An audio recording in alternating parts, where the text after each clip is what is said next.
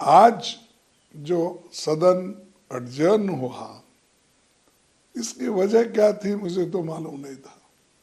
हमने तो 267 के तहत अदानी का मुद्दा उठाया था। अदानी समूह पर करप्शन, ब्राइबरी और फाइनेंशियल इरेगुलरिटीज के गंभीर आरोप है। उसके बारे में हम सदन के सामने रखना चाहते थे और 2030 करोड़ के नज़दीक रिश्वत दी गई। जनता के पैसे का इस्तेमाल रिश्वत के लिए दिया गया। इसके बारे में हम उनको, चेयरमैन साहब को भी समझाना चाहते थे और पार्लियामेंट के में जो भी उनके मंत्रीज हैं और प्रधानमंत्री भी अगर आते तो ठीक था, उनको हम ये मुद्दे उनके सामने रखने वाले थे। लेकिन उनके इस रिश्वत का रिकॉर्ड भी अदानी ग्रुप के जो चेयरमैन है, सीईओज है, उन्होंने तो इसका रिकॉर्ड भी रखा है, किसको किस रेट पर पैसे दिए गए और कितने पैसे दिए गए। इसका सब रिकॉर्ड उनके पास वहाँ पर अमेरिका के खुफिया एजेंसी ने ये सीज कर लिया है, उनके पास ये रिकॉर्ड है। और इससे पहले भी अदानी ग्रुप के लोग स्टॉक हेरा फेरी भी और अकाउंटिंग फ्रॉड और ओवर इन्वॉल्विंग और सेल कंपनीज, इनका भी इस्तेमाल स्टॉक प्राइस में मैनिपुलेशन किया गया है, ये आरोप भी उसमें है। फिर जहाँ जहाँ मोदी जी जाते हैं वहाँ इस समूह के कॉन्ट्रैक्ट मिलते हैं। अगर आप लोगों को ये बताना चाहूँगा मैं, बहुत लंबा लिस्ट है कि जिस जिस जगह मोदी जी ने गए हैं उस जगह कौन से कॉन्ट्रैक्ट उनको मिले हैं, ये भी मैं बता सकता हूँ। इसीलिए हम ये चाहते थे कि इसको डिस्पैशनेटली हाउस में डिस्कशन हो। इसीलिए हमने 267 के तहत आज के जो भी ये है बिजनेस है, उसको आप पोस्टपोन करो और सिर्फ इसके ऊपर चर्चा ले लो। क्योंकि आप देखेंगे कल पेपरों में, मीडिया में भर के आ रहा है, जो चीज़ देश का नुकसान हो रहा है और जिसमें डायरेक्टली जो दुनिया का भरोसा हम पे उड़ रहा है, तो उस वक्त हम ये चीज़ें हाउस में लाना ज़रूरी है। देश को बचाने के लिए हमने ये मुद्दा उठाया था, ताकि हाउस को डिस्टर्ब करने के लिए नहीं। ले जो मोदी कहते हैं हाउस को डिस्टर्ब करते हैं, हुड़दंग मचाते, वो ये हुड़दंग है। उन्होंने खुद ही बांग्लादेश गए और वहाँ पर अदानी को झारखंड इलेक्ट्रिसिटी एक्सपोर्ट उन्होंने जून 2015 में वहाँ विजिट किया था बांग्लादेश को, वो प्रोजेक्ट उसको अलोकेशन करने के लिए दिए। मलेशिया मेगा कंटेनर प्रोजेक्ट को मार्च 2017 में गए थे, वहाँ उनको अप्रैल 2017 में ये कॉन्ट्रैक्ट मिला। इजराइल ड्रोन मैन्युफैक्चरिंग हाइपोपोर्ट एक्वायर्ड, और ये जुलाई 17 को गए थे, दिसंबर 2018 में वो इनको मिला। और सिंगापुर गए Prime Minister, वहाँ investment of 1,000 crore in Adani Port by state-owned Singapore investment firm. ये उनका विजिट हुआ 2018 में और जून में 2018 वहाँ पर उनको कॉन्ट्रैक्ट मिला। इसी ढंग से श्रीलंका कंटेनर टर्मिनल पोर्ट 2020 को गए, प्राइम मिनिस्टर विजिट किए, वो 2020 को उनको कॉन्ट्रैक्ट मिला अदानी ग्रुप को। नेपाल गए, take over of 2 international airport, वो जून 2013 में ये गए और ये ऑनगोइंग प्रोसेस चल रहा है।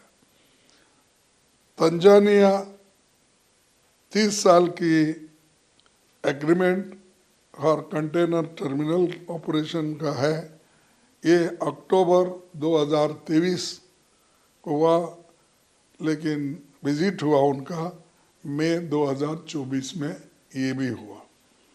कीनिया में मेन इंटरनेशनल एयरपोर्ट दिसंबर 2023 में हुआ और मार्च 2024 9 प्रोजेक्ट स्टैंड्स कैंसल्ड, उसमें गड़बड़ी है, इसीलिए कीनिया के प्रेसिडेंट ने इसको कैंसल कर दिया वहाँ के लोकल लोगों के डिमांड से।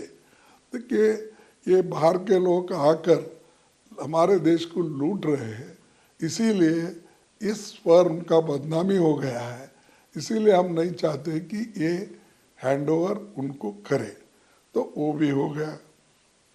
लेकिन प्राइम मिनिस्टर दिसंबर 2023 में गए थे वहाँ। तो वियतनाम में planned investment in 2 airports and development of sea port, ये जुलाई अगस्त 2024 में गए थे, prime minister Modi ji visit किए, ये चल रहा है काम ऑनगोइंग। उसी के साथ Greece acquire stakes in 3 Greek ports, तो ये 3 पोर्ट एक्वायर करने के लिए उन्होंने बात चल रहा है।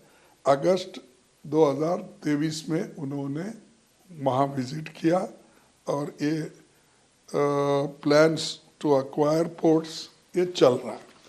मैं इसलिए आपको बता रहा हूँ कि ये इतने जहाँ प्राइम मिनिस्टर गए हैं वहाँ इनको कॉन्ट्रैक्ट मिला है।